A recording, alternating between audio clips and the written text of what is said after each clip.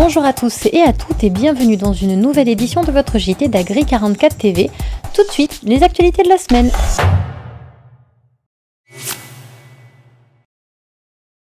C'est manquer de respect à l'ensemble des producteurs, que ce soit de production végétale ou animale. Les propos fracassants de Michel-Édouard Leclerc ont été très mal accueillis par les agriculteurs à la veille des premières annonces des États généraux de l'alimentation. En réponse, la FNSEA 44 et JA 44 ont organisé une opération coup de poing ce mardi 10 octobre devant la centrale d'achat de Leclerc à Saint-Étienne-de-Montluc, Lascaux Ouest. Des messages ont été inscrits par les manifestants devant les grilles de la centrale et des feux de paille ont été allumés. Nous voulons faire comprendre à Michel-Édouard Leclerc que le feu est dans les campagnes et qu'il est grand temps de dire stop à la politique destructrice des prix bas, souligne Michael Trichet, président de la FNSEA 44, et Michael Huneau, président de JA 44.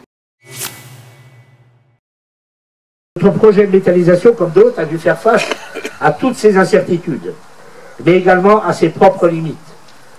Pendant ces longs mois, des ajustements techniques ont été réalisés, avec le dépôt d'un permis modificatif, afin d'optimiser le fonctionnement de l'unité de méthanisation et sa viabilité financière, que les banques ont accepté de financer dans le cadre d'une syndication avec la Banque Populaire Atlantique en chef de file et le Crédit Agricole. Et je les remercie pour leur présence aujourd'hui. Depuis 7 ans de gestation et de longues démarches, le méthaniseur de la ferme expérimentale de Derval a vu ses travaux démarrer avec une pose symbolique d'une première pierre sur le chantier. Ce début de construction a été salué par tous les acteurs qui ont participé à cette naissance difficile. C'est un véritable projet de territoire puisque la chaleur produite par la méthanisation des effluents organiques va être acheminée via un réseau enterré jusqu'à la piscine et au lycée de Derval. La Chambre d'agriculture et les collectivités locales, l'État et la société Suez étaient présents lors de cette cérémonie, sans oublier les véritables patrons de la SAS Derval Agriméthane, qui sont les agriculteurs apporteurs d'effluents d'élevage. À la Chambre d'agriculture, nous comptons sur l'outil Derval et ses liens à la ferme, avec la ferme expérimentale, pour en faire une vitrine, un site d'expérimentation et de démonstration. Un lieu privilégié pour la formation des agriculteurs et des techniciens, en collaboration avec nos partenaires. La transition énergétique, c'est le nouveau champ cultivé à la ferme expérimentale de Derval, avec l'objectif de tester un certain nombre d'innovations techniques et d'adaptation des systèmes d'élevage. Les travaux de terrassement du site ont déjà bien démarré. La mise en service du dégisteur est prévue pour septembre 2018.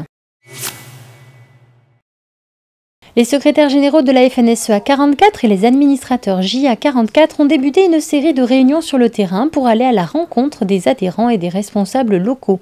La première a eu lieu à Nozay ce 5 octobre. Parmi les sujets abordés, un temps est évidemment consacré à l'actualité syndicale et aux acquis de ces derniers mois. Production majoritaire parmi les adhérents présents, le lait est l'objet de grandes inquiétudes. La situation sera compliquée pour la fin de l'année, redoute François Guyot, secrétaire général de la FNSEA 44. Alors qu'il devrait augmenter grâce à la pénurie du beurre, les prix stagnent à l'instar de la poudre, conclut-il. Isabelle Barra, secrétaire générale adjointe, a ensuite exposé les actions en cours en viande bovine, en particulier à propos de la marque Éleveur et Engagé. Des prochaines réunions vont se tenir sur tout le territoire jusqu'à la fin du mois de novembre.